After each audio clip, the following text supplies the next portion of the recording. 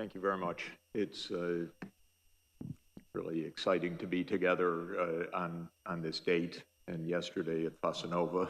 And so I want to thank everybody for the joy of having the chance to contemplate this historic moment and the meaning of Thomas Aquinas after 750 years. I think the meaning is great, and the importance of Thomas and of also the Aristotelian position that he brought to the church and to medieval Europe remains essential for the whole world.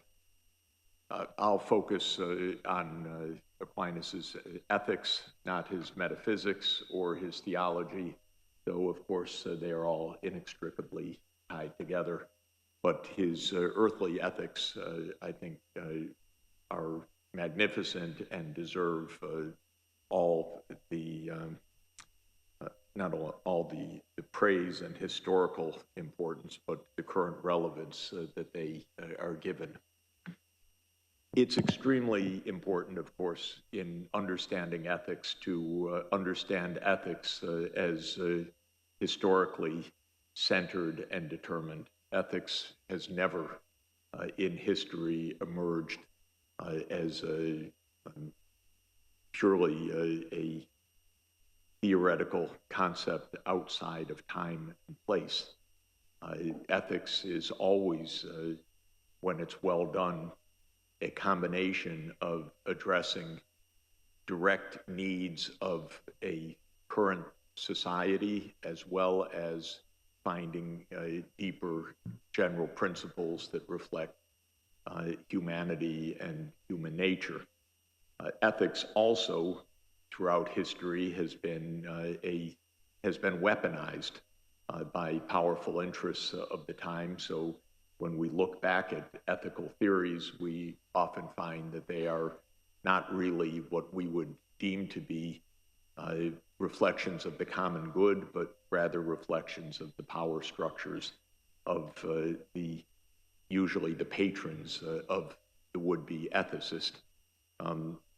Great ethicists like Thomas and Aristotle transcend that limitation.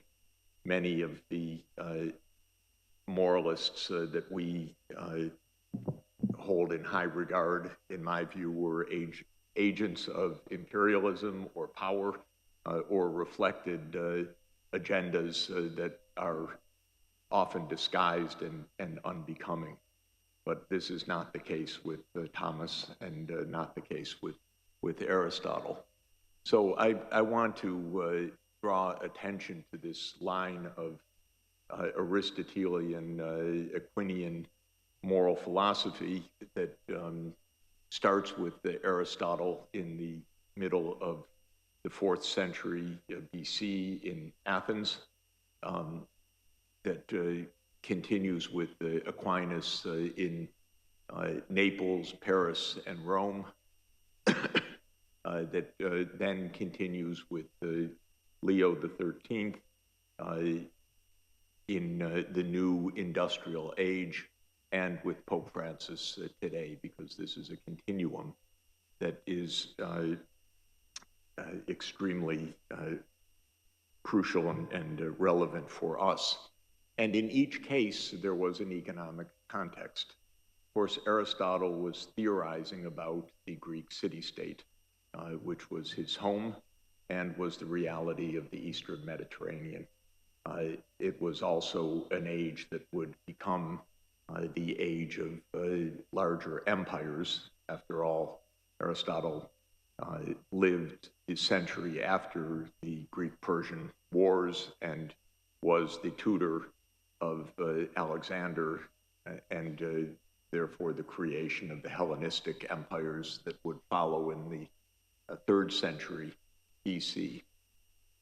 Thomas lived in the newly urbanizing, new commercializing Europe after the collapse of the Western Roman Empire, the near complete return to rural life and manorial feudalism, And it was around 1000 AD that commercial life and urban life began to return to Europe. And of course, what made Aquinas possible in this way was the emergence of urban-based universities in Europe. This was the great innovation of the 12th and 13th centuries, including the universities where he studied, the University of Naples, which was founded in 1224, the University of Paris, where he studied under Albert Magnus and also taught, which was founded, traditionally dated as 1200. So this is a new urbanizing commercial society. It's also the period of the Crusades, so the attention to the global affairs is something different, and also that partly enabled the reception of Aristotle from Arabic and from the great Islamic philosophers of that time. Leo, of course, was creating an ethics of the industrial age, something new, rerum novarum, and it required a new set of outlooks, and he reached back in Aeterni Patris to Thomas and brought Thomistic ideas to bear on the new industrial era. We are in our own unique era where we are busy destroying the planet at a rate we don't really understand unless you're very scientifically oriented, and in which we are at risk of nuclear annihilation by the day because we have weapons, and not just nuclear weapons. We have biological weapons, nuclear weapons, cyber weapons, and so forth that can destroy civilization. And we're clearly in the hands of completely incompetent and ignorant leaders, sometimes senile leaders, and it's very alarming, our state of affairs. So we need an ethics in each of these ages, and in each of these periods, I would say that Aristotle, Thomas, Leo XIII, and Pope Francis are responding to our current challenges with new ethics, but also grounding it on fundamental principles. And so I will elaborate that when I write my paper. But I want to draw attention to what is this ethics of Aristotle and Aquinas and the Catholic social teachings as distinct from other ethical traditions, including ethical traditions of the Catholic Church, which are non-Aquinas ethics, because I think that that's extremely important. And I would argue that there are 5 strands that I would trace in Western ethical thought, and I believe that the Aquinas strand is the most important of these. But let me start with Aristotle. In my view, he was the greatest genius of Western civilization, bar none. And his breakthroughs are of absolutely fundamental importance until today. And what are his breakthroughs that he brought us? First, he had the first and most accurate vision of the human psyche and de anima. And that was the idea that we are complicated, conflicted, multi-networked psyches. We would now say sentient beings or psychological beings, but he was, of course, famously dividing our psyches into the vegetative, animal, and human dimensions, meaning that we are filled with cross-cutting impulses, and modern neuroscience scientists would say we have a prefrontal cortex that can reason. We have an amygdala that creates fear or timos. We have a dorsal striatum which creates pleasure-seeking and reward fulfillment. And we're a mess up on top because we are a hodgepodge of evolutionary construction. That means that whenever we're confronted with something, we say, oh my God, what should I do? I really love that cookie. No, I shouldn't do that. Yeah, just one cookie. I had a lot of cookies yesterday, by the way, and have a stomach ache today as a result of it, because I gave into temptation several times during the day. And that was really my dorsal striatum talking. And the prefrontal cortex was there, and it was communicating. I knew it wasn't right, but it didn't work yesterday. So this is first what Aristotle gave us. And he gave it the first time. He didn't know anything about the brain, but he got human nature exquisitely right in a way that is recognizable 2,300 years later. Second, he was optimistic. He said that basically we can tame our emotions. In the Platonic image, the charioteer representing human reason can tame the mares that want to lead us to the earth or lead us to crash. Both the timos, which is the spirit, and the desire-seeking stallions, and that reason can be the charioteer. And that's the Greek idea, which has remained, in my view, the best idea of human well-being that we've had in the last 2,300 years. It's not the only one, but the idea is that we should think before we act. We should reflect deeply. We should use reason. What that means, by the way, is prefrontal cortex control over other brain networks. And that's what cognitive behavioral therapy is today, and what other approaches to behavior are. Think. That was Aristotle's message. Very practical, very down to earth. Third, the idea was if you think, you can have a good life. So the idea is that the aim is eudaimonia or evdaimonia, that a good life is possible. It's not beyond humans.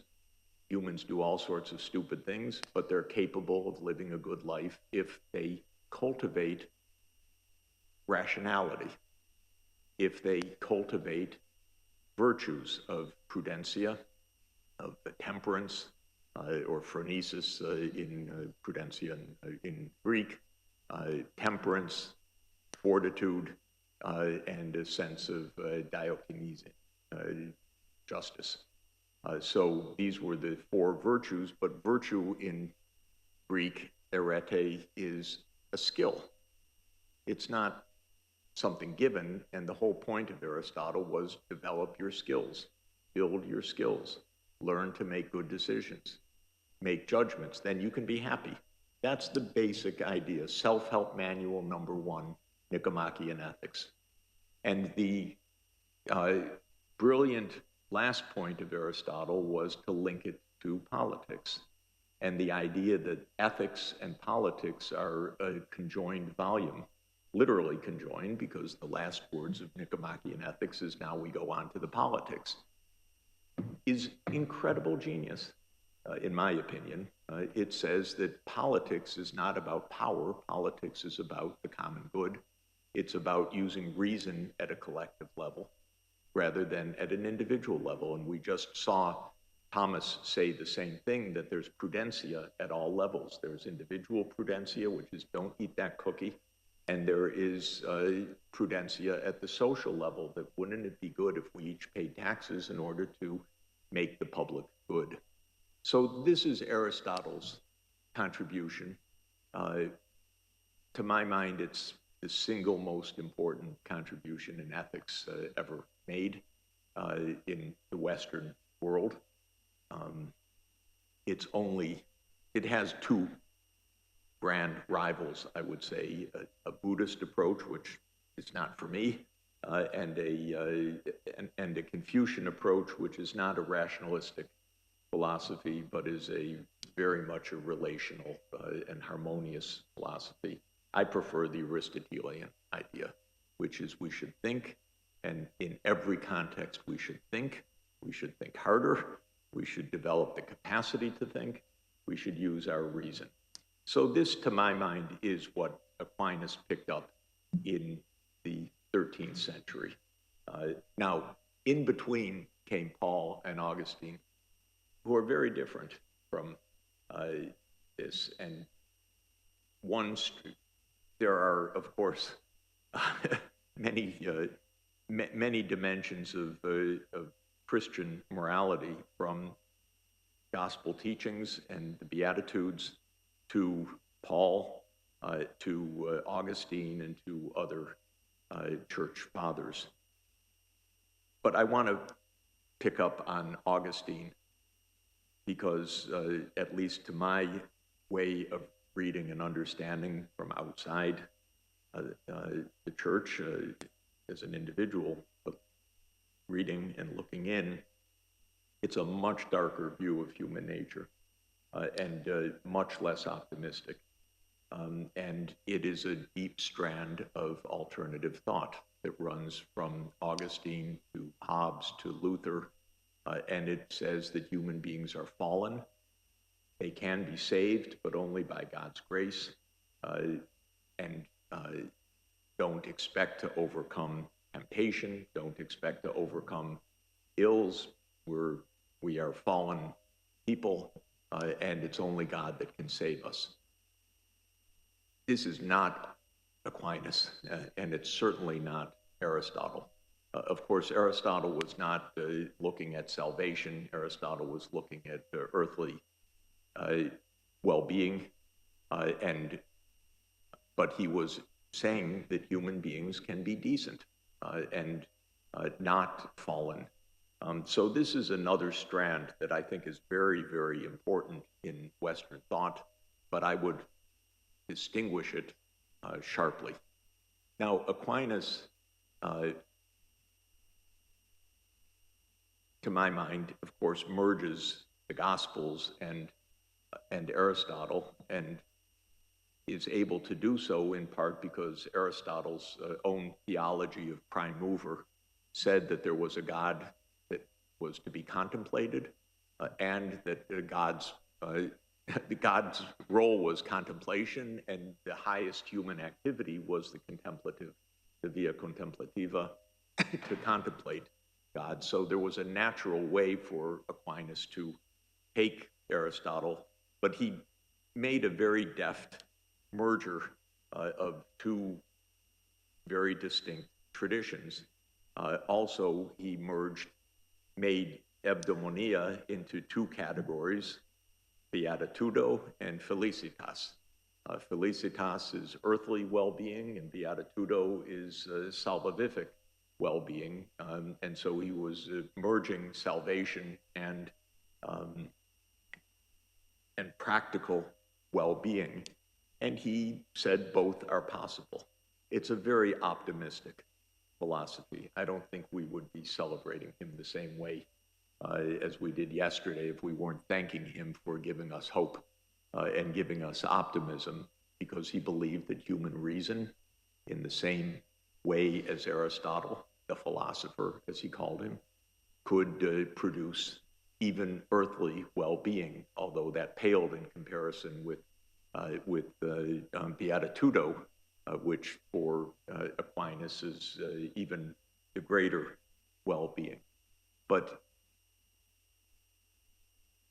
most of Aquinas's optimism and his political philosophy derives from Aristotle, derives from the idea of the common good, the idea of the participation of the citizen, but he adds some very important elements, and two that I think are extremely important are subsidiarity in its initial forms in Aquinas's thinking, and also natural law, and the hope that law as a distinct activity of humanity could be based on reason. And by being based on reason, and reason being common to human nature, could also have a global feature, so that natural law can be a global law, not only a specific local and man-made law. So two other major competitor strands that became dominant were the Hobbes, Locke, Hume, Smith strand, which really is Augustinian in a lot of ways, and Luther and Protestant through Luther's thinking. First, based on a very different, again, based on a more Augustinian view of human nature, which is that human beings are insatiably power-seeking, greedy, and corrupt. And then the question for Hobbes, Locke, Hume, and Smith is what to do about it. Given that that's the human nature, what to do about it. Hobbes said, well, the answer is you need a Leviathan to stop everybody from killing each other. Locke said, no, it's okay. Go out in nature, conquer nature, take what you can, that's yours. And if it happens to belong to Native Americans, take it also, because they're not using it very well. And so Locke said, the world is America, it's empty, go get it.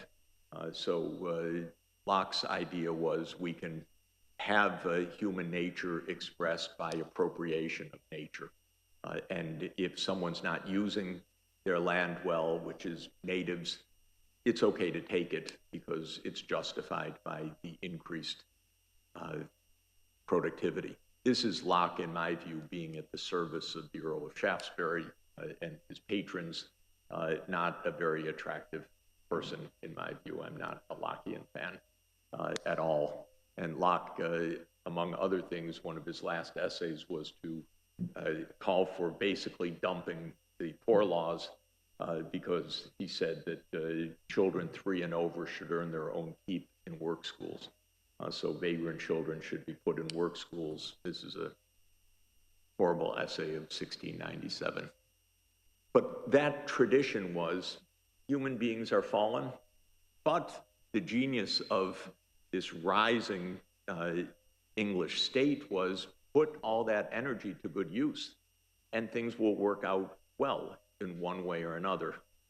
And that is the famous Mandevillean fable of the bees of 1705, which said that vice turns into virtue because that active beehive becomes the envy of all the beehives of the world. And Smith, who was an extremely decent and humane person, thought we don't have to go that far, but God providentially has made the market system such that it can govern in a providential way to lead to everybody's well-being. Smith's crime was not his inhumanity. Smith's mistake, I should say, was his incredible complacency that things will work out. And he said rich people need to buy things, so they'll buy things from poor people. So he invented trickle-down economics in an absolute literal way, not in a backward stretch, but in saying that rich people buy things, poor people make them, so everybody ends up sharing in the income. In the 19th century, when famines came, he was invoked. Let them die, that's the natural system. So Britain killed more people through the failure of food relief in the 19th century, tens of millions of people of course, in Ireland famously, and then in India in several famines, under this complacency, that it's the natural workings of a providential system. The last philosophy that I just want to mention, which became quite dominant in the 19th and 20th centuries, was that we are doomed to struggle. So rather than the idea that there's a common good, that we are doomed to war of all against all, that even Hobbes can't save us from that. And this was Malthus's idea that there will always be more people than the Earth's carrying capacity. And as people know, Darwin read Malthus and said, aha, now I get it. This is where natural selection comes from. There's always intra-species competition going on. Not every organism of the species can survive. So this became the fight for Lebensraum. This became the fight for greater room. This became the fight for colonies. This became the fight against nations and for race survival. um, very explicitly. By the way, Darwin in The Descent of Man in 1871 says that the savages will go extinct, that this is as inevitable as the great apes going extinct, the savages of Africa will go extinct. So this became a new thing, I would say. The Malthus, Darwin, social Darwin, Nazi philosophy became a very powerful philosophy until today, that the world is very limited. You have to fight for your space. You have to fight for your survival. It's us versus them, and don't be naive about it. Thank God it's not true. Thank God it's not the way the world really works. We have enough to feed the world. The demographic transition will lead to a stabilization of population in this century at around 10 billion, which is 10 times more than when Malthus wrote, but it's heading towards a stabilization, and there's enough capacity to feed the world without killing somebody else. And this is, thank goodness, why this whole approach is not only morally abhorrent, but practically stupid. So the British philosophy became the dominant philosophy, as I talked about yesterday, at least my corner of social sciences. Economics, for sure, became a Locke, a Hobbes, Locke, Smith view, not the Malthusian view. It's much more optimistic than that. The providential view. Of course, that's the British liberalism. It was deadly complacent.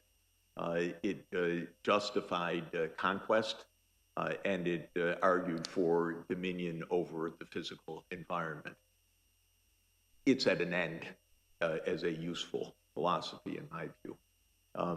The alternative was the nationalism and race war philosophy, which continues until today as a kind of realism in international affairs, that we are doomed to tragedy because nations are fighting for their survival against other nations. And this is really the prevailing philosophy. And if you look at the speeches of the last 2 days, our leaders are going to get us all killed the way that they're going. They're absolutely without any sense at all. They don't know how to talk to each other at all. So Thomism of the modern Catholic social teachings, very briefly, brought us back the idea of the common good in the industrial age, natural law, the community of nations, which is extremely important in Pacem in Terris, which I would regard as the great Catholic social teaching about international statecraft, because that was the first one, and it was in the spring of 1963, Pope John the 23rd, because of the Cuban Missile Crisis and because of the Cold War confrontation. And as people may know, both Khrushchev and Kennedy, of course, both admired and looked to Pope John the 23rd. And Khrushchev waited in his dacha, I think in Sochi, waiting for the Russian translation to arrive of Pacem in Terris in the spring of 1963, in the dying days of Pope John the 23rd. He played an incredible role that helped to bring about the partial nuclear test ban treaty later that summer. Subsidiarity became a core theme of the Catholic social teachings, a great contribution. It comes from Thomas. The universal destination of goods is not Thomistic originally. Ambrose and Jesus had gotten there first, but he emphasized that, and also by adding in the theological virtues of hope, faith, and charity to the cardinal virtues, Aquinas brought more love into the Aristotelian package, and that becomes a core part of the Catholic social teachings. So let me conclude with what I regard as how Thomism can contribute to the 21st century. what is the defining challenge of our time? In my view, it is our global reality. We are profoundly interconnected. Environmentally, we're destroying the Earth's systems at a global scale, which was simply impossible before now in human history. And we have the opportunity every day to destroy all of humanity by the press of a button. And I noted that the New York Times ran a story on this yesterday, that one person, that is the President of the United States, has 15 minutes to decide the fate of the world if he's given a threat without any other authority, any other constraint.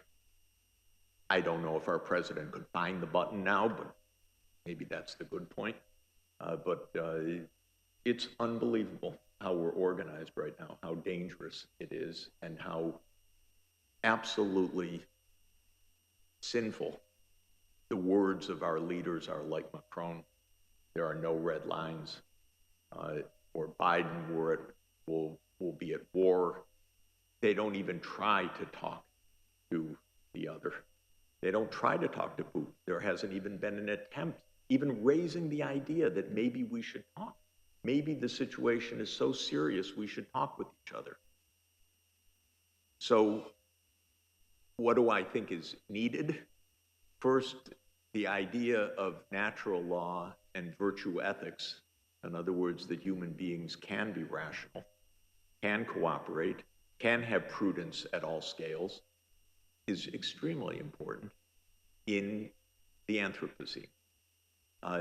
Second, we need an effective multilateralism. That was our theme at the beginning of the week, but it's very Thomistic in my view. Through Patramenteris, we need to make an international system work.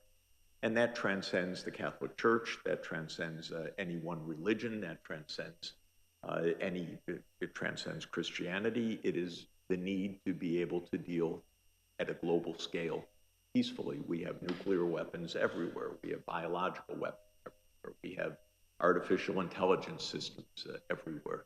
We need multilateralism that works. A third idea is that we need global citizenship, that we need to help educate young people that they belong to a whole world, not to a local community. Parochial altruism, that is, help your own but not others, is deadly. It's one of my saddest points of watching Israel these days. There's a lot of Talmudic parochial altruism. What is good for the Jews, but not what is good for society as a whole. It's deadly. We need to move beyond parochialism, and it's very, very hard. Of course, the idea of stewardship is a different idea because we've had the idea of stewardship, especially generation to generation, but not planetary stewardship before because it wasn't a relevant concept.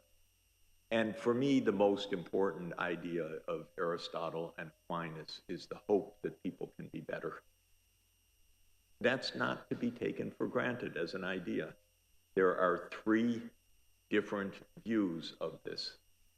One is the Aristotelian, Aquinas, Catholic social teaching view, which is build character. A second view is the one I was trained in. You are what you are.